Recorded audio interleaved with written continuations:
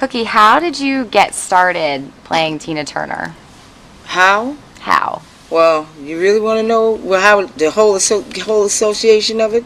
Okay, I had my own band back in New York in the late '70s, and it was in the Village, and I wrote my own music and everything. And what happened was, Quiet as Kept, Tina was having a comeback. She had just recorded "Let's Stay Together," which became a #1 hit in London. So songwriters were scouting songs in New York and all California, I guess, for her new album. But they said, we have to find somebody who can sing these songs to convince Tina that she would sound good on these songs. And everybody knew me for having that rock edge kind of vocal thing going, and they all came to me to sing. Now, all of these are different writers. So when Tina got the songs, Tina said, is this the same voice? Is this the same voice? She said, why do these songs all have the same voice on it? So, come to hold, she said, who is this? And they said, it's a singer down in the Village, this girl named Cookie Watkins. She said, I want to meet her. And bam, there it was. She came to the Ritz to do her, beginning tours of trying to make a big comeback on the scene. And they asked me to come, her people asked me to come to meet her at the Ritz. So I went there, saw her, and it was funny. We met, and I just thought it was a hoot that she looked so much like me, and she thought it was a hoot that I looked like her without the whole thing.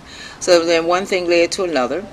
Then record companies kind of was paying attention to me, but then they were saying, well, we could sign you, but you sound so much like Tina Turner, and she was never a successful recording artist.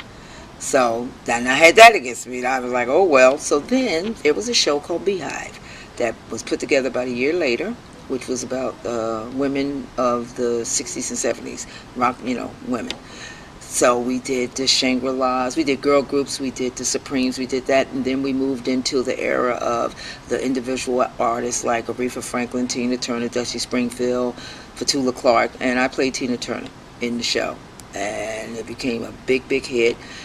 And the show, we toured. I went international. We did the States, and then the show was asked to come to Vegas.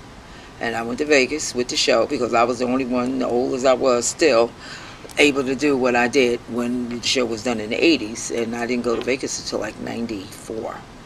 And I did Tina in the show. So it was a great thing. Everybody was talking about being in Vegas. I had no idea what an impersonator was or anything like that. The only thing I knew, there was people always doing Elvis, but never, the character that I do. So it just happened where the show closed after about a year, and this man called me up and asked me, I want you to come and see my show, Legends Concert. I said, what? What is it? And me being the New Yorker that I am, I said, well, is it a union show? And he was like, no, I just want you to come. So I went to see the show. And I was fascinated that these people came out and performed as these, these icon acts. I mean, I know the ones that were dead, but I mean, they had a girl named Kimberly Gottry who did Madonna. She was fantastic.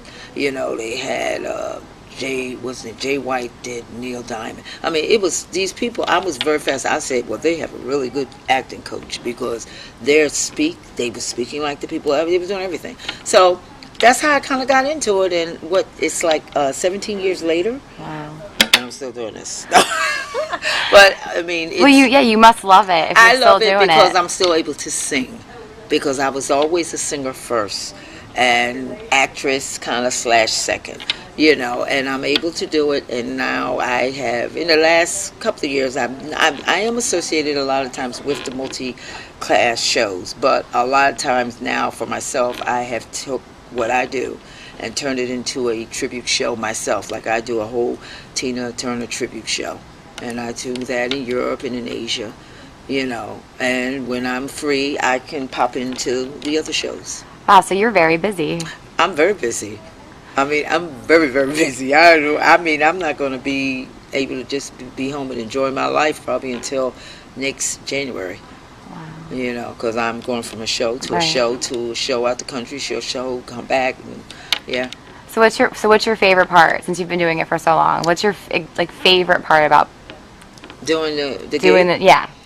being able to have that moment with the audience and really being close up on them and speaking in the sound, the Tina's dialect, because the people, some of them, you can see that they're looking at you like, well, we know she's supposed to be an impersonator, but you think they just snuck Tina really in there or something? Because I mean, there's a lot of times that I do shows, and if I come on first, they are thoroughly, it's not until an act comes on that's a deceased act that they say, oh, okay. Especially when I do corporate. When I do big corporate shows, when I walk out, they just go crazy. I was in Monte Carlo for a company once, and I came out and did Golden Eye, and I had to gown the whole thing. And let me tell you, I went blind with the camera flashes that the people jumped out of their seats to run towards the stage because they said, "This is Tina Turner," and I was like, "Oh my God, I can't even imagine." I'll be honest with you, I like doing this on this level because I don't think I would now. When I was recording artists and all this stuff, I don't think that fame thing would just not work for me. Because I might say anything. The TMZ would have a fit with me. They'd be going nuts. They like, oh, she just said this. But anyway, that's basically it. I really enjoy being able, and I like doing songs that you don't expect a Tina Turner impersonator to do. Everybody's going to wait for Proud Mary and Simply the Best, but I like doing songs like Missing You and On Silent Wings, and just different material that really sink my teeth into what she does.